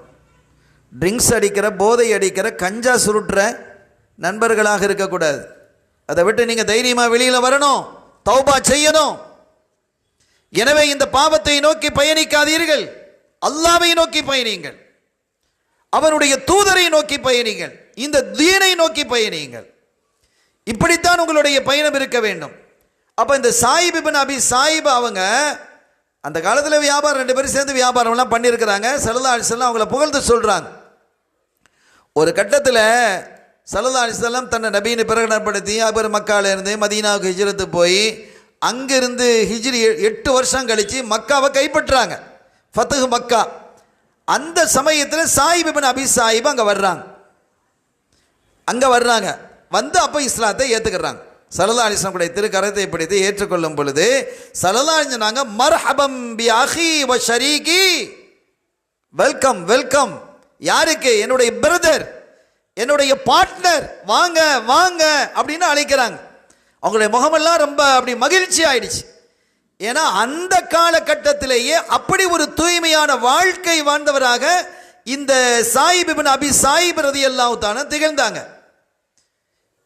எனவே இப்படிப்பட்டவர்களோடு தன்னுடைய நெருக்கத்தை வைத்துக் கொண்டார்கள் ஸல்லல்லாஹு அலைஹி வஸல்லம். அந்த தவறான வழியில் உள்ளவர்களை பண்படுத்தக்கூடியவர்களாக அந்த காலத்திலேயும் திகழ்ந்தார்கள். எனவே இதிலிருந்து என்ன புரிகிறோம் என்றால், நம்முடைய நட்பு என்பது நல்ல மனிதர்களோடு, நல்ல பண்பாளர்களோடு இருக்கணும். ஹலால் ஹராமை பேணி நடக்கக்கூடியவர்களோடு இருக்கணும். இன்னொரு கட்டத்தில் ஸல்லல்லாஹு அலைஹி வஸல்லம் அவர்கள் ஸைத் இப்னு அம்ர் இப்னு நுஃபைல் என்ற ஒருவரை சந்திக்கிறாங்க. இவங்கெல்லாம் அந்த காலகட்டத்திலேயே நான் இப்போ சொல்றதெல்லாம் இஸ்லாம் அறிமுகப்படுத்தப்படுவதற்கு முன்பாக உள்ள செய்தி. ஸல்லல்லாஹு அலைஹி வஸல்லம் அவர்கள் பிறந்து வாழக்கூடிய காலம் மக்காவினுடைய வாழ்க்கை. ஆனால் இஸ்லாம் அறிமுகப்படுத்தப்படலை. அந்த மாதிரி காலத்தில் உள்ள செய்திகளை நான் உங்களுக்கு சொல்லிக்கிட்டே இருக்கிறேன். இந்த ஸைத் இப்னு அம்ர் இப்னு நுஃபைல் இருக்கிறாங்க இல்லையா, இவங்க எப்படின்னு கேட்டால், ஒரு கட்டத்தில் 2 பேரும் ஒரு இடத்துல சந்திக்கிறாங்க. சந்தித்தால் அங்கே உணவு, அங்கே இருந்தவங்கெல்லாம் உணவு கொண்டு வந்து வைக்கிறாங்க. அரபுகள்கிட்ட அந்த விருந்தோம்பல்ங்கிறது நம்ம பெருசாக இருந்தது, இன்றைக்கி இருக்குது. விருந்தோம்பலில் அவங்களுக்கு நிகர் அவங்க தான். அரபுகளில் அது தனி ஒரு சிறப்பு. அந்த காலகட்டத்தில் அதில் இருந்தாங்க. அப்போ விருந்து கொண்டு வைக்கப்பட்ட பொழுது கண்மணி நாயகம் ஸல்லல்லாஹு அலைஹி வஸல்லம் அவர்கள் சொன்னாங்க, இந்த உணவை நான் ஃபாபா ஐயாக்குல, இந்த உணவை நான் சாப்பிட மாட்டேன் அப்படின்ட்டாங்க. அப்போ ஸைத் இப்னு அம்ர் இப்னு நுஃபைல் சொல்றாரு, இந்த உணவை நானும் சாப்பிட மாட்டேன் சொல்லிட்டு அந்த ஸைத் சொல்றாரு, அடே அல்லாஹ் படைச்சான். ஆட்டை படைச்சது யாரு? அல்லாஹ். வானத்திலிருந்து நீரை இறக்கிறது யாரு? அல்லாஹ். வானத்தில் நீர் இறக்கி அது புற்பொண்டுகள் முளைத்து அதனுடைய செடி கொடிகளை சாப்பிட்டு இந்த ஆடு வளருது. ஆனா இந்த ஆட்டை நீங்க யாருக்காக அறுக்கிறீங்க? அல்லாஹ் அல்லாதவர்களுக்காக அறுக்கிறீங்களே, இது என்ன விதத்திலப்பா நியாயம்? அப்ப அவங்க என்ன செய்யறாங்க? அருமையாக பேசுகிறார். யார் பேசுறா? ஸைத் பேசுறார். அந்த மக்கள் ஸல்லல்லாஹு அலைஹி வஸல்லம் உட்கார்ந்து இருக்கிறாங்க. அங்க இருக்கக்கூடிய மக்கள்கிட்ட, டேய் ஆட ஹலக்கல்லாஹு ஷாத்தா, அல்லாஹ் ஆட்டை படைச்சான், வானத்திலிருந்து அவன் என்ன செய்யறான்? மழையை இறக்குறான், அதன் மூலமாக பூமி பசுமையாகிறது. இது எல்லாமே அல்லாஹ் செஞ்சு உங்களுக்கு வந்த ஒரு நியாமத்து. ஆனா நீங்க என்ன செய்றீங்க? இந்த ஆட்டை போய் அல்லாஹ் தந்த ஆட்டை, அல்லாஹ் படைத்த ஆட்டை அல்லாஹ் அல்லாதவர்களுக்காக நீங்க நேர்ச்சி செஞ்சு அறுக்கிறீங்களே, இது எந்த விதத்தில் நியாயம் அப்படின்னு கேட்டாங்க. இப்ப இத்தகைய நல்லவர்களோடையே ஸல்லல்லாஹு அலைஹி வஸல்லம் தொடர்பு இருந்தது. அப்படிப்பட்ட ஒரு பண்பாளராக கண்மணி முஹம்மது ரசூலுல்லாஹி ஸல்லல்லாஹு அலைஹி வஸல்லம் அவர்கள் திகழ்ந்தார்கள் என்பதற்கு இவைகளெல்லாம் சான்றாக அமைகிறது. மாலிக் இப்னு உமைர் என்று ஒரு இளைஞர், அவங்க ஸல்லல்லாஹு அலைஹி வஸல்லம் அவர்களை சந்திக்க வர்றாங்க, இஸ்லாத்தை ஏத்துக்கிறாங்க ரலியல்லாஹு அன்ஹு. அஃப்தினி ஃபி ஷஅர் யா ரசூலல்லாஹ். அவங்க யாருன்னு கேட்டா, இந்த மாலிக் இப்னு உமைர் யாருன்னு கேட்டா ஒரு பெரிய கவிஞர். கவிஞர் அப்படின்னு சொன்னா அல்லாஹ் குர்ஆன்ல சொல்றான், வஷ்ஷுஅராஉ யத்தபிஉஹுமுல் காவூன். இந்த கவிஞர்களை யார் பின்பற்றுவான்? மடையர்கள், முட்டாள்கள் தான் பின்பற்றுவார்கள் அப்படின்னு அல்லாஹ் சொல்றான். இங்க சில வால் போஸ்டர்லையும் அதை எழுதி போட்டிக்கிறாங்க சில இடங்கள்ல. அதனால மௌலிதெல்லாம் கவிதான கவிதை படிக்காதண்டு. இது பெரிய முட்டாள், அதை விட பெரிய முட்டாள் அவன் போட்டிருக்கிறது. ஏன் அப்படின்னு கேட்டா, எல்லா கவிஞர்களையும் அல்லாஹ் அப்படி சொல்லல. இல்லல்லதீன ஆமனு எக்ஸெப்ஷன் பண்றான் அல்லாஹ். அதை சொல்லணுமா இல்லையா? உண்மையாளர்களாக இருந்தால் இவங்க என்ன செஞ்சிருக்கணும்? நான் இன்னைக்கு காலையில் விருந்துக்கு போகும்போது ஒரு வால் போஸ்டர் பார்த்தேன், அந்த கவிஞர்களை மடையர்கள் பின்பற்றுவார்கள், அதனால மௌலிது ஓதக்கூடாதுங்கிற மாதிரி அதில் என்ன செஞ்சிருக்கிறாங்க? பதிவு செஞ்சிருக்கிறாங்க. நீ ஒரு உண்மையானவனாக இருந்தால் என்ன செஞ்சிருக்கணும்? அந்த ஆயத்தை முழுமையா போடணுமா இல்லையா? ஒரு உண்மையானவராக இருந்தால் அந்த ஆயத்தை என்ன முழுமையா போடணும். அந்த எத்தகைய கவிஞர்கள் என்பதையும் அல்லாஹ் சொல்றான். எத்தகைய கவிஞர்களை மடையர்கள் பின்பற்றுவார்கள் என்பதையும் அல்லாஹ் சொல்லிட்டு, ஆனால் ஈமான் கொண்டு நல்லமல்கள் செய்யக்கூடிய கவிஞர்கள் அல்லங்கிறதையும் அல்லாஹ் சொல்றான். அது சொல்லணுமா இல்லையா? நீ ஒன்றை மட்டும் பாதியை வச்சுக்கிட்டு பாதியை மறைச்சா எப்படி? நீ எப்படி உண்மையாளன்? ஒன்றை எப்படி சத்தியம் இருக்கும்? ஒன்றை எப்படி தௌஹீத் இருக்கும்? இதுக்கு பேர் தௌஹீதா? பாதியை சொல்லிட்டு பாதியை மறைக்கிறதுக்கு பேரா தௌஹீது? இது எவ்வளவு பெரிய அநியாயம்! இது உண்மை இல்லையா? கண்ணியத்திற்குரிய பெருமக்களே, இந்த மாலிக் இப்னு உமைர் ரலியல்லாஹு தஆலா அன்ஹு அவர்கள் நிறைய கவிதைகள் பாடி இருக்கிறாங்க. படு மோசமான கவிதை, கேவலமான கவிதை. இன்னைக்கு நீங்க இந்த இம்ருல் கைஸ்லாம் இருக்கிறார், அவருடைய பாடல்கள்லாம் இன்னைக்கு இருக்குது. ஸல்லல்லாஹு அலைஹி வஸல்லம் காலத்துக்கு கொஞ்சம் முன்னால் வாழ்ந்தவர் இம்ருல் கைஸ், பெரிய கவிஞ. அந்த கவிஞர்களுடைய பாடல்களை நீங்க பாருங்க. இந்த கவர்மெண்ட்ல கூட இந்த அரபிக்கு பிஏ எழுதுறது, அப்சல் உலமா எழுதுறதுல இந்த மாதிரி கவிதைகளை பாடத்திட்டங்கள்ல இருக்கு.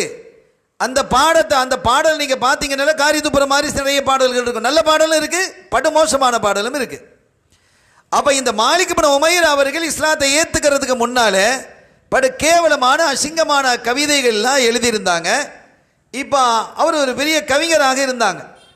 அவங்க இஸ்லாத்தை ஏத்துக்கிட்டு, யார சொல்லலாம் அஃப்தினி விஷார், கவிதை விஷயத்தில் என்ன ஃபத்வா சொல்றீங்க, என்ன தீர்ப்பு அளிக்கிறீங்க அப்படின்னு கேட்டபோது கண்மணி நாயகம் ஸல்லல்லாஹு அலைஹி வஸல்லம் அவர்கள் சொன்னார்கள், உன்னுடைய உடம்புல சீழ் இருக்குது பாரு, சீழ்.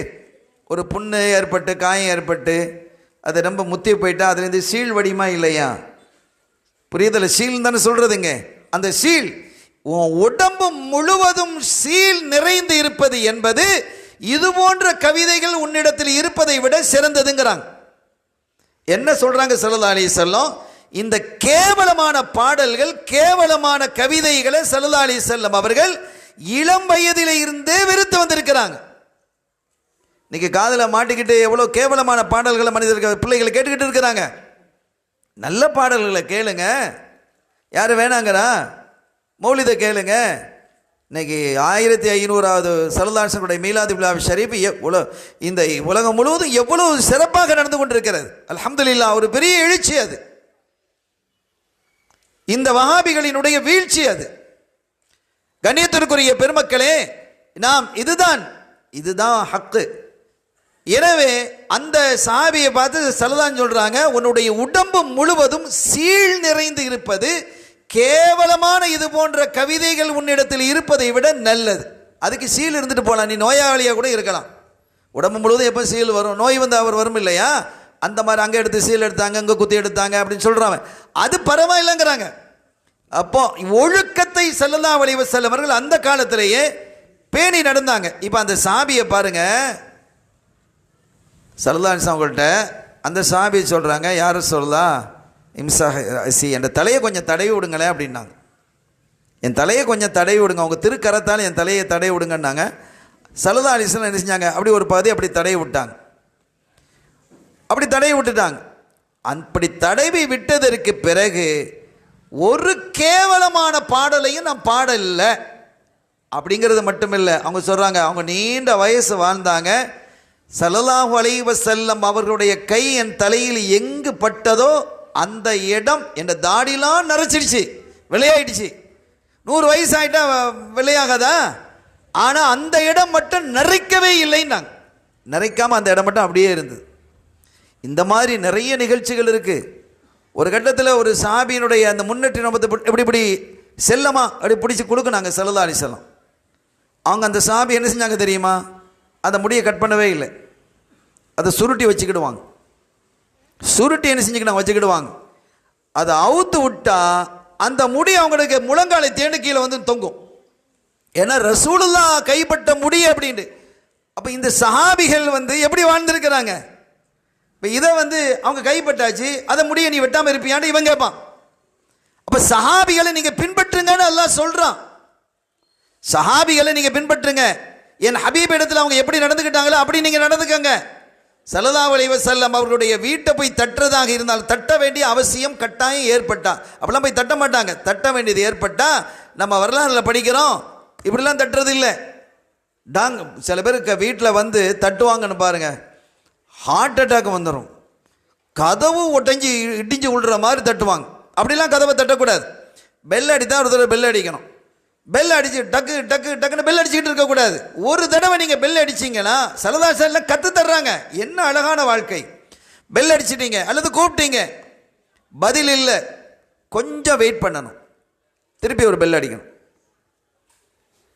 அதுக்கப்புறம் கொஞ்சம் வெயிட் பண்ணணும், அதுக்கப்புறம் ஒரு பெல் அடிக்கணும், 3 தடவை அடிக்கணும். உங்களுக்கு ஆன்சர் இல்லை, திரும்பி போயிட வேண்டியதான். இதுதான் முறை. இப்போ சில பேர் என்ன செய்கிறாங்க? டங்கு டங்குன்னு பெல் அடிக்கிறது, ஆன்சர் இல்லை, அடிக்கிறது அடிக்கலைன்னா 10 தடவை அடித்து நீங்கள் பதில் சொல்லலையே. 10 தடவை நீ அடித்தது சரி, எத்தனை நிமிஷத்தில் 10 தடவை நீ அடித்தா? ஒரு நிமிஷத்துக்குள்ளே 10 தடவை அடிக்கலாம் தானே? டிங் டிங் டிங் டிங் 10 தடவை 60 தடவை அடித்து முடிச்சிடலாம். ஒவ்வொரு செகண்டுக்கும் ஒன்று ஒன்றா. அவர் பாத்ரூமில் இருக்கிறாருன்னு வைங்க, அப்போ தான் பாத்ரூமில் போய்ப்பார், அப்போ தான் பெல் அடிக்கும். அல்லாஹு அக்பர் தக்பீர் கட்டியிருப்பார், பெல் அடிக்கும். தொழுகை விட்டுட்டு வர முடியுமா? பாத்ரூம் சுத்தம் பண்ணாமல் எழுந்து வர முடியுமா? இதை யோசிக்கணும். இதையெல்லாம் ரசூல் ஸல்லல்லாஹு அலைஹி வஸல்லம் சொல்லி தர்றாங்க. நீ பெல்ல அடிச்சியா? பெல் அடிச்சேன்னா நீங்க கூப்பிட்டியா, அழைத்தாயா, கதவை தட்டினாயா, கொஞ்ச நேரம் காத்திரு.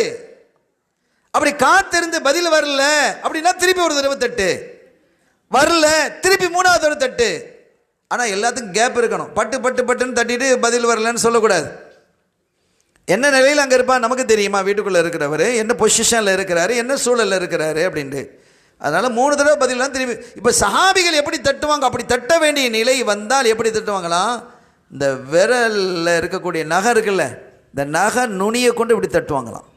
அப்படி அச்சத்தோடு இருப்பாங்க. நீங்கள் வெளியிலே இருந்து கொண்டு என்னுடைய ஹபீபை அழைக்காதீர்கள், அவர்கள் வெளியிலே வரும் வரை காத்து இருப்பது தான் உங்களுக்கு கைருன்னு அல்லாஹ் குர்ஆன்ல சொல்றான். இப்போ அல்லாஹ் எப்படி கொண்டாடுகிறான் நீங்க பாருங்க. தன்னுடைய ஹபீபை அல்லாஹ் எப்படியெல்லாம் கொண்டாடி இருக்கிறான். எனவே அருமையான பெருமக்களே, அந்த சஹாபி தன்னுடைய அந்த முடியை அந்த அவங்க ரசூல் ஸல்லல்லாஹு அலைஹி வஸல்லம் அவர்கள் கைப்பட்ட இடம் கடைசி வரைக்கும் என்ன செய்யல, அந்த நரைச்சே போகல அப்படிங்கிறத பார்க்குறோம். இப்போ எத்தகைய காலத்திலே ஸல்லல்லாஹு அலைஹி வஸல்லம் அவர்கள் வருகை தந்திருக்கிறார்கள் என்பதை குறித்து நான் பேசிட்டு வர்றேன். அந்த காலத்தில் உள்ள மக்கள் மோசமான கவிதைகள் படித்தாங்க, பெண்களை கடத்திட்டு போனாங்க, யாரும் கேட்க மாட்டாங்க, மது சாதாரணமாக அருந்துவாங்க, மது அருந்தாதவர்களை கேவலமாக பார்ப்பாங்க, இணை வைக்காதவர்களை கேவலமாக பார்ப்பாங்க, ஒதுக்கி வைப்பாங்க, இப்படி எல்லாம் எத்தனையோ நிகழ்வு. இப்படிப்பட்ட காலகட்டத்திலே வந்து ஸல்லல்லாஹு அலைஹி வஸல்லம் அவர்கள் அந்த மக்களை மக்காவிலே இருந்து சீராக்கினார்கள் என்று சொன்னால் எவ்வளவு பெரிய புரட்சி அவங்க செஞ்சிருக்கணும். பெரும் புரட்சி இல்லையா? அல்லாஹ் குர்ஆன்ல சொல்றான், ஒய்தல் மௌஊதத்து சுயிலத். நாளைக்கு உயிரோடு புதைக்கப்பட்ட அந்த பெண் குழந்தைகளை பார்த்து எதற்காக அவர்கள் எல்லாம் புதைக்கப்பட்டார்கள் என்று கேள்வி கேட்கப்படும். எதுக்குப்பா நீங்கள் பொம்பளை பிள்ளைய நீ பெத்த பிள்ளைய நீ எதுக்கு புதைச்ச? அவன் பெத்த பிள்ளைய அவனே புதைக்கிறான், தாயே சில சமயம் புதைச்சிருக்கிறான். சில சமயங்களை என்ன செய்வாங்க அப்படின்னு கேட்டால், இந்த பாருங்கள், இப்படிப்பட்ட காலம் என்னைக்காவது இருந்திருக்குதா நீங்கள் யோசிச்சு பாருங்கள். எவ்வளோ பொல்லாத காலங்கிறத நான் உங்களுக்கு ஒரு வரலாற்று செய்தியோடு சொல்லி நான் என்னுடைய உரையை நான் நிறைவுபடுத்துவேன். ஹதீஸில் இடம்பெற்றிருக்கிறது. அருமையான பெருமக்களே, எவ்வளவு பொல்லாத காலம் அப்படின்னா, சில சமயம் சில பெண்கள் என்ன செய்வாங்கன்னா, அந்த குழந்தை பெறும்போது அந்த பிரசவ சமயத்தில் ஒரு ஏரியா இருக்குது, அந்த ஏரியாவுக்கு போயிடுவாங்க. ஏரியாவுக்கு போய் ஒரு குழியை, சின்ன ஒரு குழியை தோண்டி வச்சு அங்கே டெண்டை போட்டுருவாங்க. அங்கே தான் இருப்பாங்க. ஒரு 2 நாளோ 3 நாளோ இருந்து பிரசவமான உடனே ஆம்பளை பிள்ளையாக இருந்தால் டெண்டை கலத்திட்டு பிள்ளைய தூக்கிட்டு வீட்டுக்கு வந்துடுவாங்க. பொம்பளை பிள்ளையாக இருந்தால் அந்த பிள்ளைய அந்த குழியிலே போட்டு மூடிட்டு வந்துடுவாள். தாயே செய்வாள். பெரும்பாலும் ஆண்கள் செய்திருக்கிறார்கள், தாயும் சில சமயங்களில் செஞ்சிருக்கிறார் என்பதை நம்ம பார்க்கிறோம். இப்போ இது எவ்வளவு பெரிய கொடுமையான ஒரு காலங்கிறத நீங்கள் பாருங்கள். ஒரு தகவலை நான் சொல்கிறேன், எவ்வளவு பயங்கரமானதுங்கிறத நீங்கள் பாருங்கள். அப்போ அப்படிப்பட்ட காலத்தில் ஸல்லல்லாஹு அலைஹி வஸல்லம் அவர்கள் வந்து இந்த சமூகத்தை மாற்றி அமைத்திருக்கிறார்கள் என்று சொன்னால், அவர்களுக்காக ஒரு மீலாது விழாவை நடத்துறது பிதாத்தா? எவ்வளவு பெரிய அநியாயம் இது! இந்த வார்த்தை மனசெல்லாம் கொதிக்கிறது சகோதரர்களே.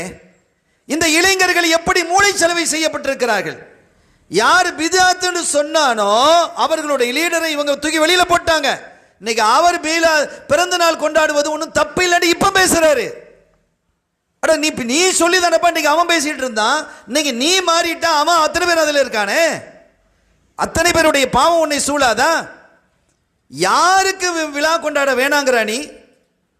ரசூலுல்லாஹ் காலத்தில் நடந்தது என்று சொன்னால், சஹாபிகள் கொண்டாடி இருக்கிறாங்கன்னு சொன்னா அந்த பரிசு தான். 1000 சொல்லியாச்சு, உன்ன பரிசை நீனே வச்சுக்க, அல்லாஹ் எங்களுக்கு பரிசு தருவான். அபூலஹப் இருக்கிறாரு, ஸல்லல்லாஹு அலைஹி வஸல்லம் சாச்சா, மண்ணலி போட்டான்னு சொன்னல, தப்பத்யதா அபீலஹப். அபூலஹபினுடைய மண்ணலி போட்ட அந்த அபூலஹபினுடைய 2 கரங்களும் நாசமாகட்டும் அப்படின்னு. இவர் இறந்துட்டார். அவர் இறந்த வரலாறுங்கிறதெல்லாம் ரொம்ப ரொம்ப பயங்கரமானது. அவர் அடக்கிறதுக்கே யாரும் முன்னுக்கு வரல. எத்தனையோ நாள் அந்த ஜனாசா வெளியில் கடந்து நாரிச்சு, துர்வாடை வீசியது. இதெல்லாம் பெரிய செய்தி. ஒரு வகையை அடக்கிட்டாங்கன்னு வைங்க, அவங்கள அப்பாஸ் நாயகம் ரலியல்லாஹு அன்ஹு கனவுல காண்றாங்க. ஸல்லல்லாஹு அலைஹி கூட இன்னொரு சாச்சா, இவரும் சாச்சா அவரும் சாச்சா, 2 சகோதரர்கள் தான். கனவுல கண்டு உன் நிலை எப்படிப்பா இருக்கு அப்படின்னு கேட்குறாங்க. யார் கேட்குறா? அப்பாஸ் நாயகம் கேட்குறாங்க. யாரு? அபூலஹப கேட்குறாங்க, இந்த மண்ணள்ளி போட்ட அபூலஹப. அப்பா அவர் சொன்னார், என்னுடைய நிலை படு மோசமாக இருக்கு. அப்படின்னா என்ன அர்த்தம்? கடும் வேதனையில் நான் ஆழ்ந்திருக்கிறேன். ஆனால் திங்கக்கிழமையை தவிர, திங்கக்கிழமை என்ன? ரசூலுல்லாஹ் பிறந்த நாள். ரசூல் ஸல்லல்லாஹு அலைஹி வஸல்லம் அவர்கள் பிறக்கக்கூடிய சமயத்தில் அபூலஹபினுடைய சகோதரராக இருந்த கண்மணி நாயகத்தினுடைய தந்தை வாப்பா அப்துல்லா நாயகம் ரலியல்லாஹு அன்ஹு இல்லை, வஃபாத் ஆயிட்டாங்க. ஆமினா நாயகி குழந்தை உண்டாயிருக்கிறாங்க. அப்படி குழந்தை உண்டாயிருக்கும் போது 6வது மாதத்தில் அப்துல்லா ரலியல்லாஹு அன்ஹு அவர்களுக்கு நோய் ஏற்பட்டு அவங்க என்ன செஞ்சிட்டாங்க? வஃபாத் ஆயிட்டாங்க அப்துல்லா நாயகம். இப்போ வாப்பா இல்லாத பிள்ளைன்னு எல்லாரும் எதிர்பார்ப்பாங்க இல்லையா? இந்த நேரத்தில் குழந்தை பிறந்துடுச்சு. குழந்தை பிறந்த செய்தியை நல்ல, இது பலமுறை உலமாக்கள் சொல்லியிருப்பாங்க, ஆனால் பலமுறை சொல்லப்பட வேண்டிய செய்தி இது. இப்போ அந்த குழந்தை பிறந்துச்சு அப்படிங்கிற செய்தியை அபூலஹபினுடைய அடிமை பெண் சுவைபத்துல் அஸ்லமியா இவங்க நேரா போய் தன்னுடைய எஜமான்ட்ட சொல்றாங்க, எஜமானே உங்களுடைய சகோதரர் அப்துல்லாவிற்கு ஒரு ஆண் குழந்தை பிறந்திருக்கிறதுன்றதும் அவருக்கு பெரிய சந்தோஷம். அப்போ அந்த ரசூலுல்லாஹ்ங்கிறதுலாம் இவருக்கு தெரியாது, இல்லை தீனுல் இஸ்லாத்தை கொண்டு வர போறாங்கிறது அவருக்கு தெரியாது. தன்னுடைய சகோதரருக்கு என்ன செஞ்சிருக்குது, சகோதரர் மௌத்தாயிட்டாரு, ஒரு குழந்தை எப்போ பிறகுன்னு பார்த்துட்டு இருந்தோம், அது ஆம்பளை பிள்ளை பிறந்திருக்கனால பெரிய சந்தோஷம் வந்து தகுத்துக்கு நான் உன்னை விடுதலை செய்து விட்டேன் அப்படின்னு கையை காட்டினார். நான் உன்னை விடுதலை செய்து விட்டேன் கைத்துக்கு செஞ்சிட்டார். ஒரு அடிமை விடுதலை செய்வதுங்கிறது ஒரு பெரிய நன்மை, இஸ்லாத்தில் அது ஒரு பெரிய விஷயமாக ஸல்லல்லாஹு அலைஹி வஸல்லம் பார்த்தாங்க. அப்படி உரிமையிட்டதின் காரணத்தினால் அந்த திங்கக்கிழமை மட்டும் அப்படி விடுதலை செய்ததால் திங்கக்கிழமை மட்டும் எனக்கு வேதனை இலேசாக்கப்படுகிறது. இன்னொரு ரிவாயத்தில் நான் இந்த விரலில் இருந்து என்ன செய்கிறது, மதுரமான பானம் வருகிறது, நான் சாப்பிட்றேங்கிறாங்க. இது எப்போ, திங்கக்கிழமை. திங்கக்கிழமையில் என்ன, எதனால் திங்கக்கிழமையில் ரசூலுல்லாஹ் பிறந்ததை கேட்டு சந்தோஷித்து ஒரு நல்ல காரியத்தை செய்ததால் ஏற்பட்ட ஒரு காஃபிருக்கு கிடைக்கக்கூடிய பாக்கியம். நீங்க யோசிக்கணும், அபூலஹப் இஸ்லாத்தை ஏத்துக்கடையில கடைசி வரைக்கும் குர்ஆன் இன்னைக்கு வரைக்கும் சபிக்குது. எந்த கரங்கள் நாசமாகட்டும் என்று அல்லாஹ் சொன்னானோ அதே கரத்திலிருந்து அவருக்கு நல்ல மதுரமான பானம் வருகிறது திங்கக்கிழமை மட்டும். எதனால, மீலாது விழா பிறந்த நாளை கொண்டாடினதுனால தான் இது கிடைச்சது. பிறந்த நாளை கொண்டாடியதனால் ஒரு முஸ்லீம் அல்லாத ஒருத்தருக்கு இவ்வளவு கிடைக்குதுன்னு சொன்னா ஒரு முஸ்லீமுக்கு எவ்வளவு கிடைக்கும் மீலாதுக்கு? இதெல்லாம் நிறைய பேசியாச்சு சகோதரர்களே. ஹைர், இப்போது நான் செய்திக்கு வருகிறேன். அருமையான பெருமக்களே, அப்ப அந்த காலம் என்னதுன்னா பெண் குழந்தைகளை எல்லாம் உயிரோடு புதைத்தார்கள். நிறைவான செய்தி, ஒரு சஹாபி அவங்க இஸ்லாத்தை ஏற்றுக்கிட்டாங்க.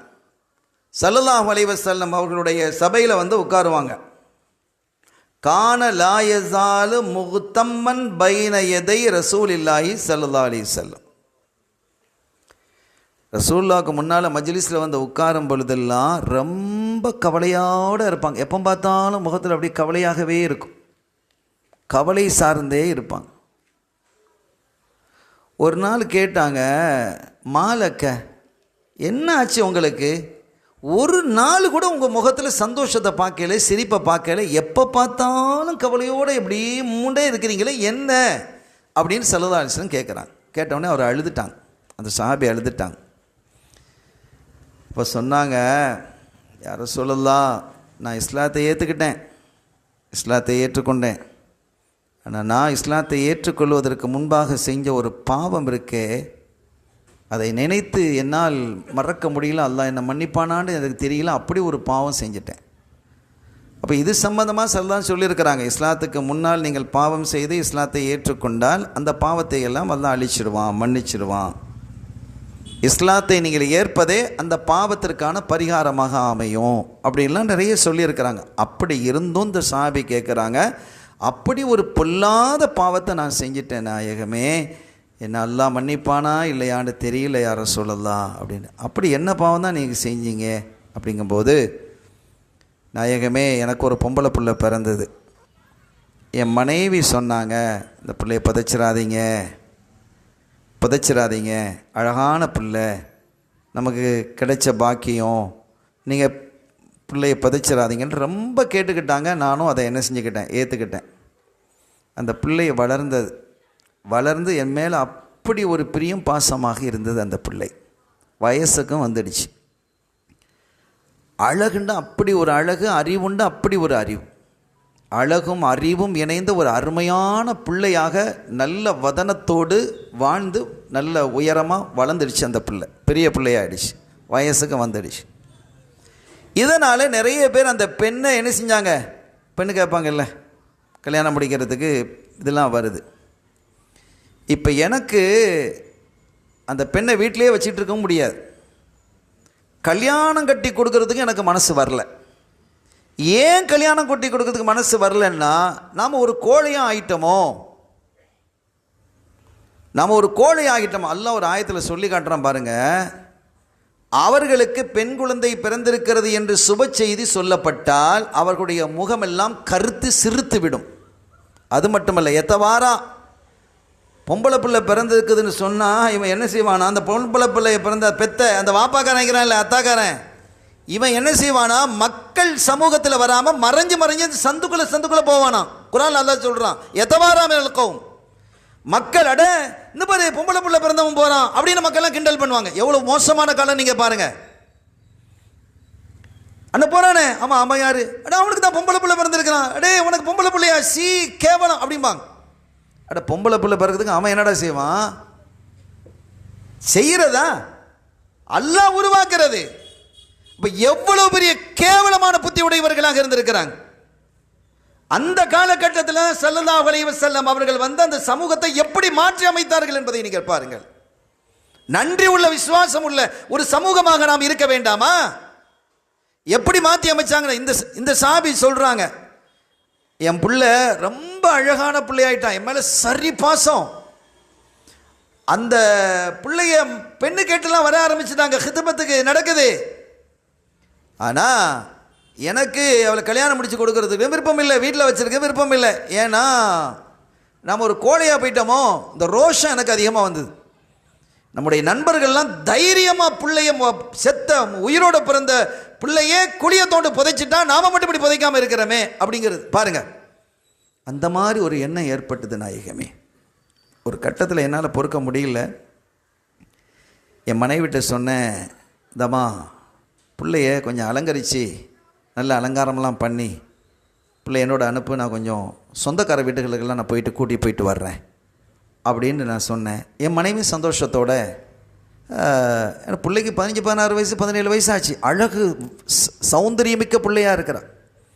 அழகான ட்ரெஸ்ஸு போட்டு நகையெல்லாம் போட்டு என்னோடு அழைத்து என் பிள்ளைய அழைச்சிட்டு போனேன். ஒரு பாலும் கிணறு நாயகமே, நான் ஏற்கனவே நான் பார்த்து வச்சுருந்தேன்.